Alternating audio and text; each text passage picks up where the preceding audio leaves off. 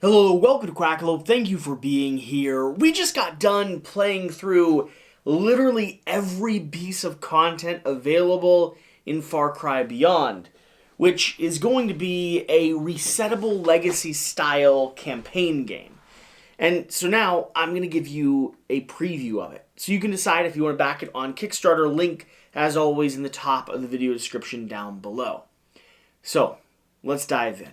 The chaos you see before me is going to be everything that has came out of a variety of different baggies and tuck boxes contained within the Far Cry Beyond prototype. These are going to be story elements, narrative tokens, miniatures that get unlocked and integrated into the campaign, enemy AI decks and boards, brand new loot cards and reactions, and characters that get upgraded weapons and mods throughout the course of play. The main point, the main overview of Far Cry Beyond is going to be a team of, from what I can tell, based on the lore, actors who have now branched into the art of murder, going out to a exclusive Soviet camp in Russia, not in Russia, going out to a exclusive Soviet camp in Nebraska, doing their very best to take down a squad of Russian hitmen, scientists, and potentially abominations. Now, Far Cry Beyond is going to be, like I said, a resettable legacy campaign, where every story leads into another. You're adding stickers to the rulebook to unlock new mechanics and features, finding new tokens, decks, encountering scenarios that change up the math and problems that you're trying to solve. And I'm going to be honest, throughout the course of the gameplay, we lost 4 out of the 5 different scenarios we played and had to reset and continue engaging. This is a game that presents you with a challenge, a puzzle, and a little bit of luck and randomness that, when mixed all together, requires you to think on your feet and kind of adapt to what the story's telling. And for myself, this is a remarkably thematic and integrated game. I really enjoyed being able to kind of move and think through my attacks, to position myself, watch as I tossed a dog up onto a shelf, he ran down the banister, biting someone in the face, or pushed someone back with a kick, shot a shotgun in front of them, hitting and ricocheting off of the back and splattering into someone else. There's a lot going on in the game here, and for me, it all paints a picture of this kind of epic Far Cry base showdown that you might have experienced in the video games when you played. I think the designers have done a really interesting job of taking that open world setting in the Far Cry video games and applying them or tying them down here into a board game setting. This has really compelling narrative writing, storytelling, and an adventure that I still want to explore. But combined with that, the action and simultaneous play of the game opens up room for players to really get a mix of role-playing and a mix of kind of infinite action as they're charting a course through each scenario or each scene. So let's set up what exactly this game is, how you play it, and break down some of the elements you should be paying attention to on that campaign page. And please keep in mind, I have played through 1/4 of the actual base game campaign, so there's still a lot that I haven't been able to explore. The prototype that I was sent was limited. They didn't want us to be able to share everything they had in store for you, and my assumption is there's going to be more beyond the base than what I even have available. So, Far Cry Beyond. Far Cry Beyond is going to be a game that is focused on a troop of heroes journeying through. You're going to be a squadron, if you will. We have Hunter McCoy here, Pam Williams, Kamike Makano, we have Big Hand Boris, we have Bill Reyes, and we have Butch and Rosie. These are going to be the various heroes that you can play as you journey through this adventure. Each of them are going to have their own preferred starting weapon, their own special traits and skills that they can utilize, and they're all going to draw from a pile of reactions that give them mobility and different interactions when it comes to the game pace. These weapons are going to be customized, from a classic shotgun and pistol to maybe a set of brass knuckles or a whip made out of a chain that allows you to hook onto your enemies and pull them one step closer to you. When you dive into each scenario, you'll start by first drawing any number of setup sheets. Now, each of these have spawned from the various different scenarios we've already played. You'll have a pile of flavor text, which I need to read to establish what is happening, and then we'll set up the board. This is the second scenario that I have set up in front of us when we're fighting a horde of enemies outside of the diner, kind of in the open parking lot, after they just exploded our car with various different gas station locations that we could explode ourselves. The course of play is simultaneous, which is an interesting term when you think of board games. If you're thinking of video games, you can think of two players diving down into a base and both enacting or acting out the kind of whole action sequence all at the same time. No pausing, resetting, or redoing anything that you've done before, unless, of course, you reset and redo the entire mission. That's the case here with Far Cry Beyond. The attempt is to bridge or merge some element of that video game feel in a board game tabletop environment. So, as you start taking your actions, you're not able to redo or undo anything that's happened. This, for me, has created a really interesting environment where I think through but also want to quickly take my steps. I want to be able to move forward and shoot the enemy. I want to be able to take a rush forward. But when I have landed in a location, taken a few actions, already fired my gun, rolled the dice for it, there's no resetting what has just happened. So I have to move forward with the mistakes, the caveats, the reminders, and potentially that'll cost me the scenario. Meaning I reset, replay, and hopefully go through the series of events a little bit better. It's almost like getting a perfect 100% on a base when you're doing your very best to stealth kill every single person possible. Turn left, take 2 steps to the right, fire your gun just to the east, launch the bird so it can soar above the base, giving you insight into every little position, back through a door just in time to level your shotgun and start the chaos. And of course, then the dance begins. When you're taking your actions, both players will engage at the same time, moving, firing, and using special abilities, reactions, and skills that they have in order to do any number of things on the board. This could include, and the rulebook demonstrates, firing your gun at an opponent who has cover, meaning they get to roll 1 block dice potentially. You fire, it's a hit. So that means you're connecting with them, but before you roll your shield, your ally says, I'm going to push them behind cover, or I'm going to push them out from cover. They kick them in the side of the head, they stumble off to the side, and your bullet, instead of having to dodge around cover or potentially missing, no longer needs to roll the shield dice. Instead, you fire the gun, they kick them in the side of the head, and the bullet slams into their chest. That's the concept of this game, and when executed, with a group of people sitting around the table, all working together and moving at the same exact time, the game can have some really interesting, funny, horrific, and wonderful effects. So, how do you actually play? How do you dive into Far Cry? Well, the actions are not overly complicated. Each of your player boards is going to have a fairly simple base set of rules. You're going to have your basic weapons, and you're going to have your personal stunts. These are going to be unique to every character that you're playing as, and they'll have their own status effects based off of adjacency, where you're positioned, and how you interact with the board. You're also going to have a draw of reactions. You can play 1 reaction per turn, and these are going to be things that allow you to heal, move, loft someone over you, trade places with an opponent. They give you a lot of mobility, and oftentimes a little opportunity to do a bit of damage on top of that.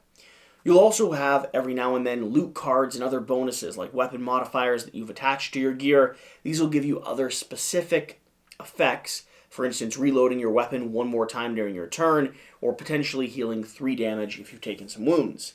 Now, the core concept of every board is going to be built around your health, and specifically, your movement points. Your health is going to be standard, and you'll tick that down as you take wounds. If you get knocked out, you'll be able to be revived by your allies, as long as you haven't expended all of your revive tokens.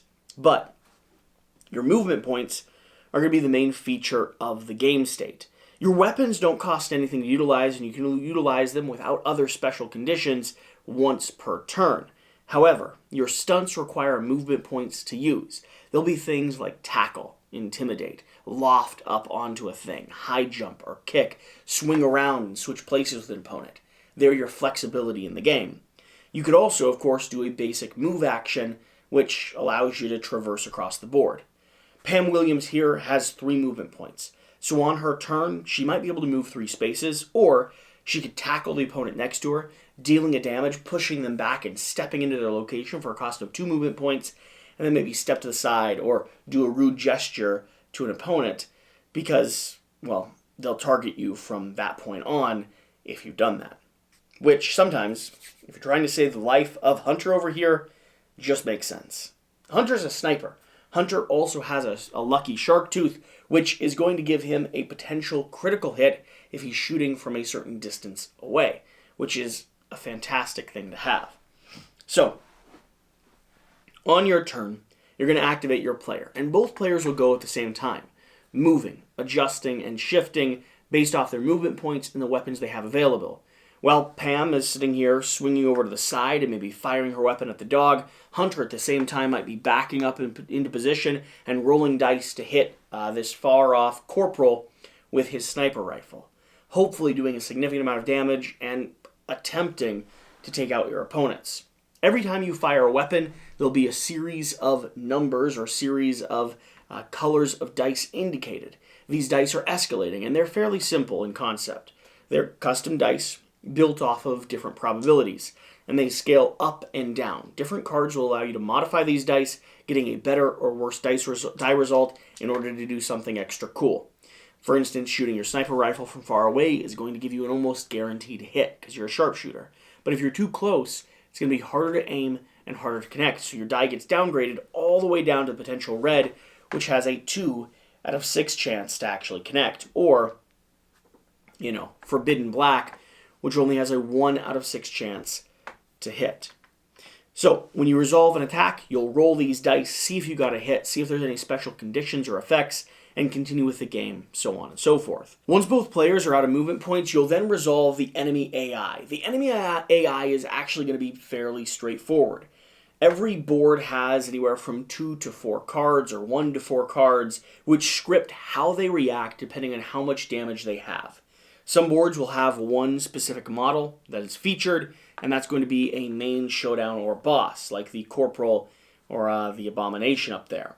Things like the Gunner, the Brigadier, or the, it's called a Patriot, are going to have multiple locations where you can add wounds, and these represent the multiple factions of these characters, the multiple units of these characters you might have on the board, each equipped with their own custom color and base.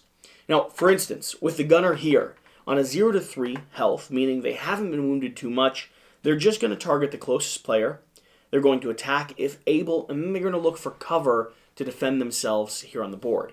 But if they've been wounded a lot, they're going to gain an extra movement to get to cover a little bit quicker. They're going to target the closest player still, and this time they're going to check cover. If they are covered, they're going to attack the target. If they're not covered, they're going to move to cover so they're protected for the next round. This balance, this dynamic of running a very simplified AI system, I think works really well. You check each game board, read through the cards, resolve their attacks, rolling the same dice with the same probabilities, and conditioning the same rules. Most of the scenarios I've played involve you here on the map doing as much damage to your opponents as possible, oftentimes doing your best to take out an entire squadron. We have had some scenarios that required you to interact with the environment from time to time, and those were interesting, but oftentimes unique puzzles to solve that were really built around, again, reacting to or solving the puzzle of the opponents that you are facing off against. So that's the core concept. You'll go back and forth between these two characters, playing as the different heroes, acting simultaneously, and moving across the board, doing as many cool actions as you can, and taking down as many opponents as you're able to.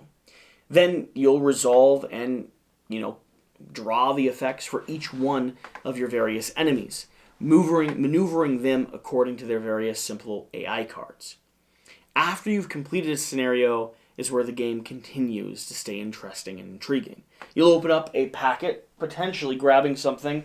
If I had a big sleeve here, like one of these small envelopes or even some giant kind of manila folder size envelopes that allow you to expand your map, move on to the next tile, get upgraded weapons and cards, select bonuses for the characters that you're playing, and draw extra loot, both health and weapon cards that give you modifiers to how you're engaging with the game. The game expands and grows as you encounter various events in various stories and unfolding paths. In the scenario we had, there were two major branching pathways that introduced us to two vastly different scenes. One that had a little bit of a puzzle to solve with descending troops, and the other where we're going up against the corporal here, who is dealing some significant damage and enacting a shield effect, which made it a bit of an issue to fight against and solve. So, that's the core concept. In Far Cry Beyond, you're going to be playing through a series of events, and the game is supposed to transform and change as you play. Adding rules to the rulebook, getting new cards, gear, and, of course, expanding the storyline. And that's about what I have to tell you about. I've got a little bit of flavor text here I want to highlight and read. The only other thing that I'd emphasize is the idea of a kind of squad system that you're playing as. Like I said earlier in the video, you have a variety of characters that you can take out, but each of these characters operates within the context of the scene that you're playing through. So, I might have a scene where I started with 3 revival tokens. Let's say I spent 1 to pick a character up and heal them back to half health during a scene, and then we go to the middle ground, where we're resetting the board, drawing from a random envelope, and, staging the entire battle again. I could spend 1 of these not to revive, but to switch, pulling 1 of my units from the docks, I suppose, back into active play. But that costs something from you. The object of the game is to make it through an entire storyline without having all of these expended. And, in my experience, it's been a fairly tricky thing to do. Fighting your way through hordes and hordes of enemies, thinking tactically, and mitigating for the little bit of luck or randomness you have with dice rolling leads to some painful and interesting decisions here on the game board. And the simultaneous play feels like Far Cry to me. I really think the designers have done a great job at executing on what I'd want out of a Far Cry style game. It's like you're sailing down into the video game system, dropping into a base and pulling the trigger. And like I said before, they can't do the massive open world, but a compelling storyline paired with some interesting and unique action, I think is going to make Far Cry stand out from the crowd and stand out from its competition. If you have a group of gamers that think they can learn the simultaneous play sequence and have fun just exploring this environment and exploring the story, I think they're really going to enjoy it. So, with that being said, let me go ahead and introduce you to the flavor text. If you haven't watched the gameplays, swing over and dive into them, and then this will be a video. And you'll have to let me know down below. Do you have any questions? What else are you excited to see? And are you picking this one up for yourselves? Far Cry Beyond. Introduction. Dust Riders. Corn. Kamiko peeks at the bent rearview mirror. Road still empty. A tangy smell of fertilizer fills the car through the cracked window. Wheat. Yuck. Wheat sucks. Useless yellow garbage. Butch, will you shut your gap? She finally snaps. I'm just trying not to focus on the damn smell, kid. You keep driving in silence for a while. Corn again. Hell yeah. This is nuts, grunts Pam, interrupting whatever obscenities Kamiko was about to shriek. Why would they send us to Nebraska? This place is more barren than my wallet. At least we agree on that, groans Butch, petting a sleeping Rosie. Kamiko snorts nervously. No, but you see, it is crucial to the future of our country that we do this. We're Americans. America's only hope, they said. She steps harder on the accelerator. They even had the gall to give us a hero speech. Just 2 weeks ago, we were the runt of the movie crew litter, barely getting by. If it's like they say, and we are the best they got, well, can't say I'm ready to believe the rest of their crap. Looks like you woke up the big guy, Hunter sighs, pulling off his headphones. If I was a Soviet spy, stutters Boris from the back of the car, you best sure I'm not settling in Nebraska of all places. Getting worked up won't solve anything, Reyes asserts firmly. Kamiko, you should focus on the road. Talking's not so bad after all. It took everyone's mind off the summer heat and fertilizer stench for a while. You keep driving in silence while the afternoon sun sets. Sometime later, you finally approach something that isn't grain, a service station. Kamiko sighs. Well, since it seems we won't have a choice, let's be good doggies and say hello. This is the place. She slows down and drives up to the gas pump. And that is where Far Cry Beyond begins. Thank you for watching. Hopefully I went through a bunch of things that gave you some insight into whether or not this game is going to be a right fit for you and your gaming group.